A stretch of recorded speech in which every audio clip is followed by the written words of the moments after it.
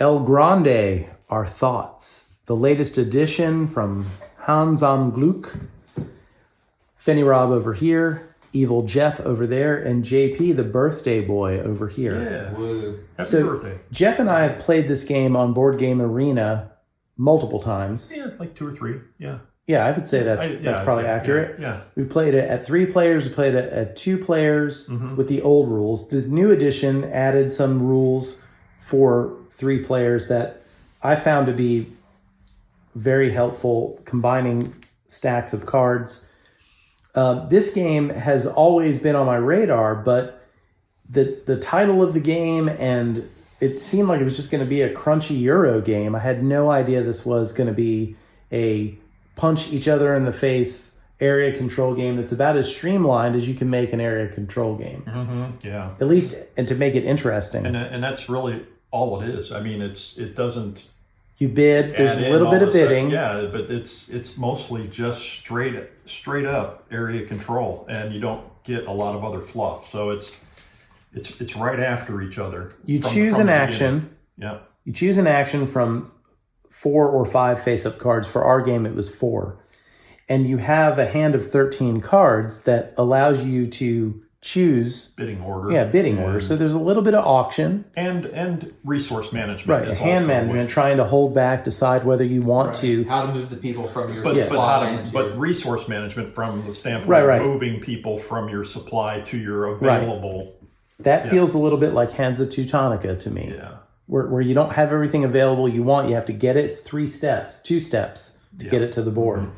Mm-hmm. But other than that, as classic modern games go, that's about as streamlined as it gets. Yeah, I agree. And I thought the tension in the game was extremely high. Normally in area control games, the tension is high. It is. And in games where you can move people around after they've been placed on the board, it gets even more intense.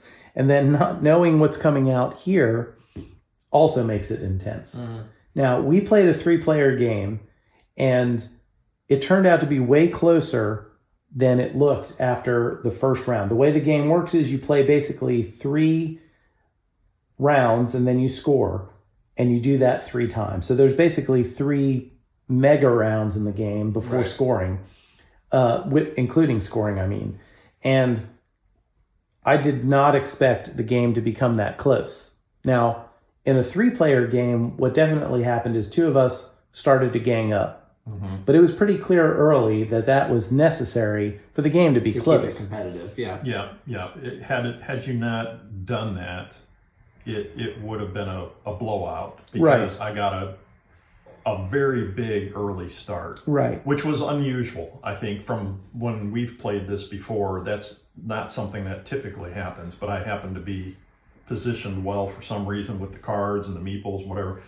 I was able to get a quick early start or lead ahead of you. But yes, the actions that you took going forward allowed the game to become much tighter. Right.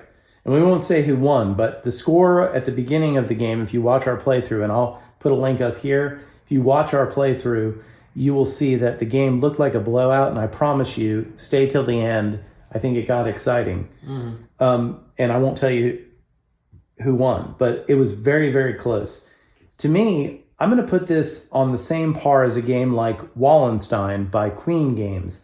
Jeff and I have played that, and it feels like in Wallenstein, there are a lot of similarities. First of all, you have this cool thing where you drop, people in the Castillo. There you have the castle. Yep. JP, did you play that game with us? I don't think I have.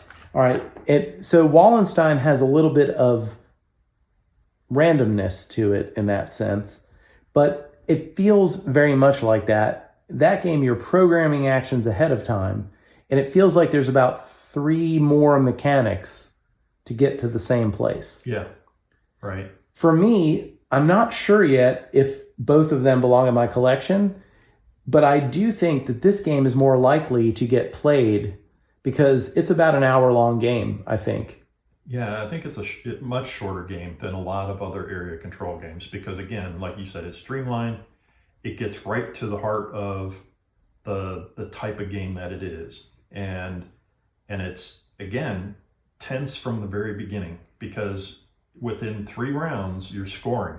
Well, actually, because the cards score, we scored right out of the gate. That's right. The first round. That's how true. you got ahead. That's right. There are cards in there that allow you to score areas before the scoring round takes place. Yeah. So I found it to be super tense. I'm still a little bit charged up for it because I did not expect it to be that close. I mean, the end of that was pretty torrid. Mm-hmm. JP, what are your thoughts? I mean, I liked it. I do like what you were saying with the simple series of actions. It still feels like you have to do some planning and sort of the staging of your movements. I like the bidding for the actions, but sort of the bids are, the bigger your bid, the less resources you're going to get to use that turn. I think it keeps it really, keeps it valuable to make a low bid but get a lot of resources versus, hey, there's something I really need to do this turn. Right. You have to know when to hold back. That's the hand management part of it. Yeah, and I feel like there were a few times where even if there was an action that was so important that even if it meant you weren't going to be able to use all of your resources or it wasn't going to be optimal for that side, taking the action card was going to be the most important thing that turn.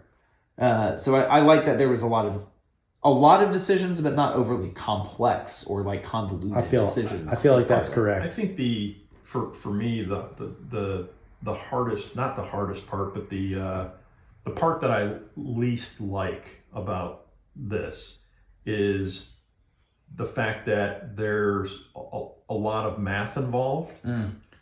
If you really want to know how to optimize your play, right, and you could AP it to death. And what I mean by math is, if I put a meeple here, I can score 5 points, and then that person will only score 3 points, so that's a 2-point delta. But if I go over here, and so then you're trying to do all this mental gymnastics in your head of where can I make sure that I get the most out of it. And if you do that, you could just really bog the game down. Oh, I agree with that 100%. We didn't do that. No. We kind of just looked at it, took our best guess. I think at the end we were paying attention to that more, but even then it seemed like the math was too daunting to really figure out what the optimal move was. There were so many combinations that you get to the point where you're like, I think this is the best option. And I agree. You could slow it down, is all I'm saying, is that you just got to be cognizant of that.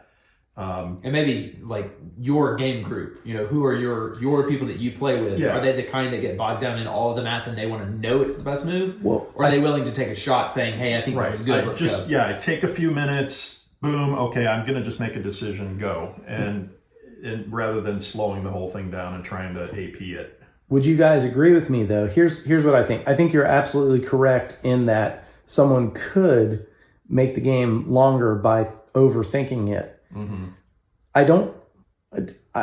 Would you agree with me that that's not necessarily a successful way to win the game? All you can do is the best you can do inside of that round. Right. No amount of math is going to help you know what card is coming up. Where, you may put all of your people out and then you draw the card that says score all of the 6s and 7s and you haven't put anything there. It's more tactical than it is strategic in that way because you're having to make decisions at the moment within just a turn, maybe 2, but still there's plenty of math to do. But you're right, there is the variability that you can try all you want, think you're going to hold something, but then a card's going to come out that you don't get. Right. It's going to move all your people to some other region by your opponent, and so now that plan is out the window. But then you got to start doing mental gymnastics again with the math. Yeah. Right. Well, the strategy of this game to me is the fact that knowing that it's largely tactical at times, your strategy has to be where you're holding back units that aren't available. At the end of the game, I had none, JP had 4, and Jeff had 2. Came off of the board. Total meeples remaining. Yeah. And so there are times in the game where you can't predict what's going to happen with the action cards, but you at least can hold back enough guys. Like there were a couple of times in the game where I thought, man, I don't have enough meeples to put out. But then when you look at the action cards, you're like, well, I'm only going to need the one that puts out 3. So I don't need 5 right now because I really want to score the castle because I'm the only one with a guy in there. So I feel like there's a really high balance between tactics and strategy, which I think is one of the reasons why this game is considered a classic. We were talking about that there's no dice rolling, right? It's all basically deterministic combat. But it doesn't feel like that once you've played the game. It feels like, man, if the right card had come out, I might have been able to manipulate something. So it's almost like it adds hidden a bit randomness in there. Right. Yeah, that I think, doesn't I think appear. you're right that solves a lot of the issues that could come along with a game that had no randomness. Like if it was here are your action choices on your turn. There's and no you way to just come pick back. those. Yeah, there's screwed. nothing to fight back out of it. So Right. I think that's a good mitigating factor for that. But I do agree, you just need to know your group. Like if you're looking at this game and thinking, oh, that'd be awesome, I want to buy a copy of it too. I think you just need to know, is your group the kind that gets bogged down in really mathy decisions, or are they willing to go with it? Because I think if you're willing to just, take time to make the best decision you can in the moment and then just live with that and go, this is going to be a fast, fun area control game. I think it's going to be a winner for a lot of people. Exactly, and that's how we played it. Yeah. And it didn't take that long, and there were times when we sat and thought about our moves or choices, but they weren't very long. Right. I never felt like I was waiting too long for No. someone to make a choice. No. It was reasonable. And honestly, while somebody's trying to figure out what they're going to do, you're still trying to figure out what you're going to do next. And so, And a lot of times they've said, okay, I'm taking this card, now how do I want to do that? And you're like, okay, well, what's left? I'm already thinking, Right. how does that other card help me I- now? yeah. So no, it's a great game. I liked it a lot. I would definitely play it Right. many times. Right. This is a 'cause game- It's not a difficult game to get to the table. Right up our alley, I think. This is just mean enough, just thoughtful enough, No one's and getting also a black eye at the end of it or anything. it's not going to replace a game for at least Jeff and I. This is like a game like Clockwork Wars is the ultimate area control game in that it is completely tense from the moment the game starts, but it is more complicated than this game. Oh, much more. I do like Clockwork Wars better, but you're right. It's a lot more involved, and you have a lot more rules, and it's asymmetric, and there's, it's a longer game. But if I was in the mood to play a quicker area control game, Yeah, I think this would be at the top of my list of those games. There are other games. Great Plains is a 2-player area control game. There are several Reiner Knizia games that are area control type games. Hans Teutonica is kind of area control. A little bit. Because you're trying to develop control over those city the locations cities. and things like that. No, I agree. This is a classic. I would definitely like to see how it would play with 4 people at some point. It would be tighter from the get-go. I don't think anybody's going to jump out too far ahead. The board's different because you score 3 places. Yeah. So Right. you're still going to have... I would play it with that's 4 even more players. math. Right. I would play it with 4 players, though, because I don't think the downtime, you're talking maybe 15 extra minutes. Yeah. If we had one more player like us, I think it would still be a fun time to play. Yeah. But great game. I loved it. I think this game is a classic for a reason. I'm sad that I didn't discover it 10 years ago. I would More exciting art. I would love to look at some of the expansions at some point and see Right. what they add. This one has a few. Now, you just got the original edition with you got the big box. All the expansions, yeah. I know that there's some that add, in this particular one, you've got one that adds different king cards. So there actually is a deck where you're moving the king around. It gets a little bit more chaotic. And I believe there are 2 other expansions in this one. One of them gives you modifiers. So each player will have 3 cards in their hand ultimately after a draft, where you have +1, -1, that sort of thing that you can play to your power cards when you play them. Okay. So even though you only have a 13, you might be able to play an 11 twice with -2 or something. So you've got that type of thing. And then there's one other expansion. Let's see here. Oh, it actually adds more. There's 1 card for every deck or something. There's a few cards for every deck that for each one you place in like the one that's the deck 3, you remove a regular card. So it adds a couple of feisty new cards Variable into new each cards. deck. Yeah, it just So- gives you more variety. But again, a game like this, I think before I was looking for variety, to me the challenge here is trying to figure out how to play better. Oh Right, yeah, sure. yeah, for sure. You can play it just like this for many games. Right. I feel like I want to optimize. I want to start the game again to see what I could have done differently Right. to keep. Maybe there isn't a runaway. If you've played the game a dozen times, everyone looks at it and goes, there's no way. I know this is going to hurt me right now. Right.